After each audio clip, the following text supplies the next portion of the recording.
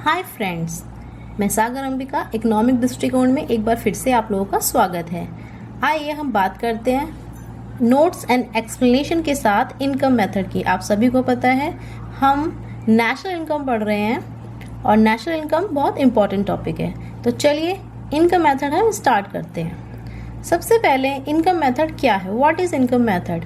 Income method की calculation के लिए हमें सबसे पहले चाहिए डोमेस्टिक इनकम। डोमेस्टिक इनकम घरेलू इनकम, यानी डोमेस्टिक इनकम को हम बोलते हैं net domestic product at factor cost. उसके बाद हम कुछ इंपॉर्टेंट पॉइंट्स जानेंगे, जैसे कि net factor income from abroad किसे कहते हैं। NFIFA इसकी मतलब फुल फॉर्म है net factor income from abroad.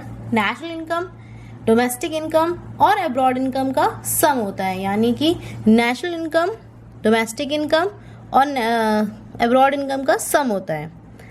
Domestic income compensation of employ, operating surplus और मिक्स इनकम का सम होता है। तो चलिए हम पढ़ते हैं इनकम मेथड के बारे में बिल्कुल डीपली जाकर। तो सबसे पहले बात करते हैं what is income method. Income method the total sum of factor payments received during a given period of time to obtain the value of domestic income depending on the way the income is earn. तो ये है आपका national income. If आप लोग जब इसे पढ़ेंगे, इस डेफिनेशन को समझेंगे, तो आप इसे इजीली लिख पाएंगे। और इसको हम क्लासिफाइड करते हैं, यानी कि जो इनकम मेथड है उसके कंपोनेंट है, 3 कंपोनेंट है जैसा कि फॉर्मूले में है। Compensation of employ, operating surplus, जिसको हम स्प्लिट कर सकते हैं रेंट, प्रॉफिट एंड इंटरेस्ट में। And third is mix income of self employed. तो ये आपके 3 कंपोनेंट है इनकम मेथड के। तो आइए समझते हैं डोमेस्टिक इनकम को। डोमेस्टिक इनकम, जैसे कि हमने 3 कंपोनेंट की बात की है, डोमेस्टिक इनकम में 3 कंपोनेंट होते हैं, compensation of employ, operating surplus और mix income of self employed. अगर आपको क्वेश्चन में कंपनसेशन ऑफ एम्प्लॉय नहीं दिया है तो आपको ये चारों चीजें गिवन होगी, contribution of employer in social security scheme, salary, wages and bonus. Compensation of employ का मतलब होता है एम्प्लॉय को मिलने वाली सुविधा, जो भी उसको उसके काम के बदले में मिलती है, कंपनसेशन मिलता है। तो अगर उसको अपने काम के बदले में कंपनसेशन में क्या क्या मिल सकता है, सैलरी मिल सकती है, अगर आप मजदूर है तो वेजेस मिल सकता है, आपको कभी कभी बोनस भी मिलता है, और आपके पीएफ में जो पैसे आते हैं वो भी आपका काम का ही कंपनसेशन है। तो उनको हम 4 भागों में बांट सकते हैं।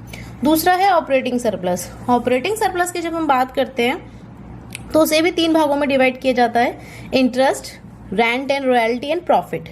अगर ऑपरेटिंग सरप्लस नहीं दिया है तो आप इंटरेस्ट, रेंट एंड रॉयल्टी नहीं दिया है तो रेंट दिया होगा, और प्रॉफिट, तीनों को जोड़ देंगे। अगर प्रॉफिट भी नहीं दिया है तो आप dividend, undistributed profit and corporate tax, इन तीनों को ऐड करेंगे तो वो प्रॉफिट के बराबर होता है।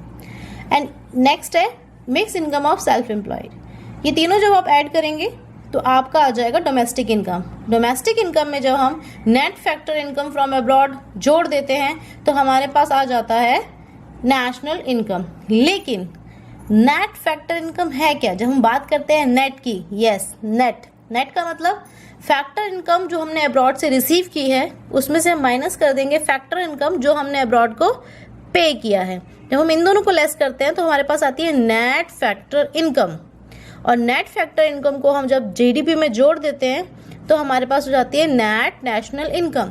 नेशनल इनकम यानी हमें किसको जोड़ना है, NFIFA को। It is very important point.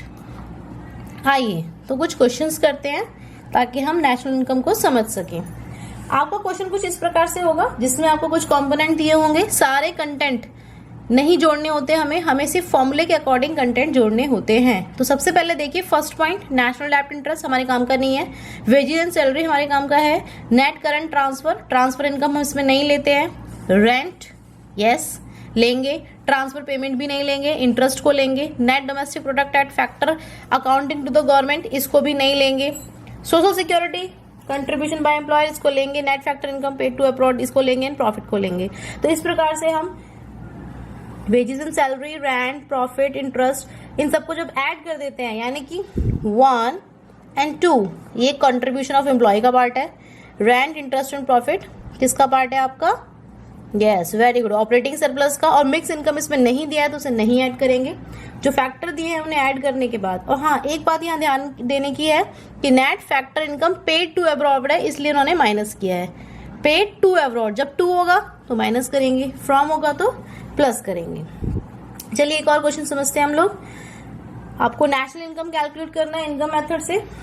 तो आप इसमें देखिए पहले कौन कौन से कंपोनेंट है आपके पास जो कंपोनेंट है अगर हम उन्हें ऐड करते हैं, यानी कि हमारा सबसे पहले है, हमें चाहिए कंपनसेशन ऑफ एम्प्लॉय। तो कंपनसेशन ऑफ एम्प्लॉय के लिए उन्होंने दिया है wages and salaries, social security scheme, तो इन्हें ऐड कर लेंगे। दूसरा होता है हमारा ऑपरेटिंग सरप्लस। तो ऑपरेटिंग सरप्लस की जगह उन्होंने हमें दिया है rent and royalty, profit, interest.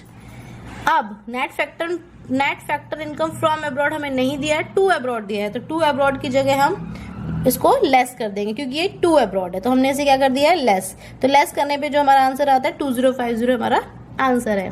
तो इस प्रकार से हम नेशनल इनकम मेथड के क्वेश्चंस को सॉल्व करेंगे और उसमें से हम आंसर निकालेंगे। अगर आपको कोई भी क्वेश्चन ऐसा लगता है कि आप सॉल्व करने बैठे और आपसे सॉल्व नहीं हो रहा है तो प्लीज मुझे उसे कमेंट बॉक्स में लिखकर भेजिए।